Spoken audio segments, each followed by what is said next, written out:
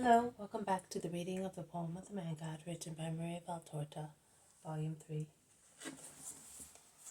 Chapter 394, Part 1, Anne of Kerioth, Farewell to Judas's Mother. 28th February 1946. Lord, would you come with me alone, to see an unhappy mother? I desire this more than anything else, says Mary of Simon, standing respectfully before Jesus, while after the midday meal, the apostles have scattered to rest before resuming their journey in the evening.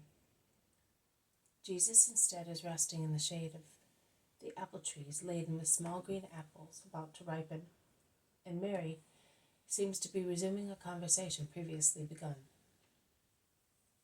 Yes, woman, I also wish to be with you, all alone in these last hours, as I was the first time I came here. Let us go. And they go into the house where Jesus takes his mantle, and Mary her veil and mantle. They follow paths through fields, orchards, and forest trees. It is still warm. Waves of warm air come from the fields where the crops are ripe. But the mountain breeze moderates the heat, which would have been unbearable down in the plain.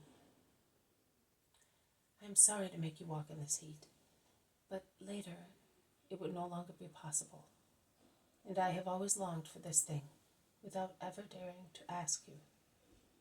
A short while ago you said to me, Mary, to show that I love you, as if you were my mother, I say to you, ask me whatever you wish to have, and I will satisfy you. And so I dared.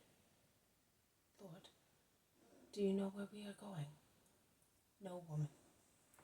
We are going to the house of the woman who was to be Judas's mother-in-law. Mary sighs heavily. She is not and never will be, because Judas left the girl who died of a broken heart, and her mother now bears me and my son ill will. She always curses us. Judas is so weak and inclined to evil that he needs blessings only. I would like you to speak to her.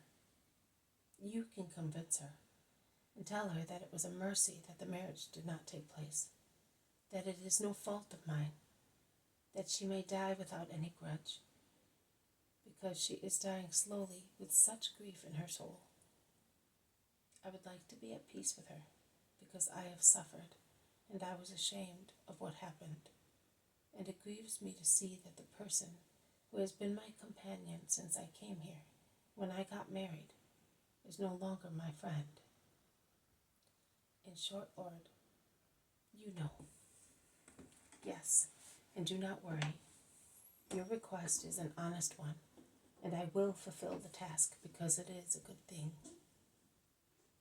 After crossing a little valley, they climb up another hill, on which there is a village.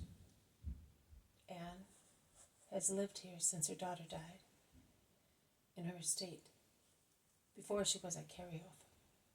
But while she lived there, her reproaches broke my heart every time we met. They take a side path just before the village and arrive at a low house in the fields.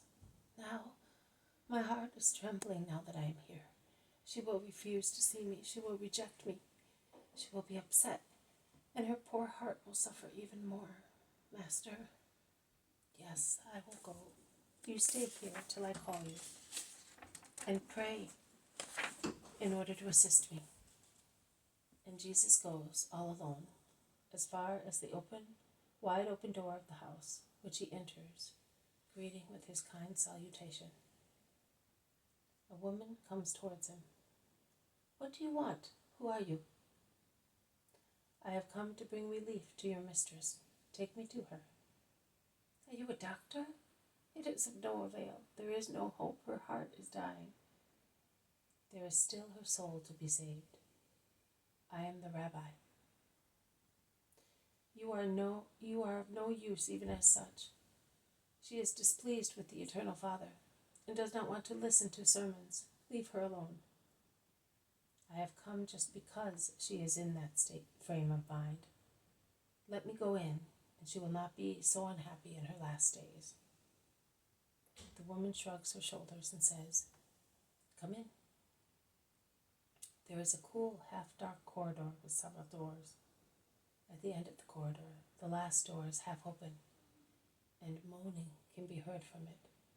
The woman enters the room saying, "My mistress, there is a rabbi who wants to speak to you." "Why? To tell me that I am cursed? That I will have no peace, not even in the next life?" says the sick woman, panting and upset. "No, to tell you that your peace will be complete if you only wish so, and you will be happy forever with your Joanna," says Jesus, appearing at the door. The sick woman, whose face is yellow and swollen, and who is panting in her little bed, leaning on many pillows, looks at him and says, "Oh, what words! It is the first time that a rabbi does not reproach me. What hope! My Joanna with me, blessed. No more grief. The grief caused by a cursed man. She who gave birth to him did not avoid it. She betrayed me after enticing me. My unhappy daughter." She pants more and more. "See, you are making her feel worse. I knew. Come away." "No, you go away. Leave me alone with her." The woman goes out, shaking her head. Jesus approaches the bed slowly. He kindly wipes the perspiration on the face of the woman, who finds difficulty in doing so because her hands are incredibly swollen. And he fans her head with a fan made with palm leaves. He helps her to drink as she seeks some refreshment in the liquor on the night table. He seems a son near a diseased mother. He finally sits down.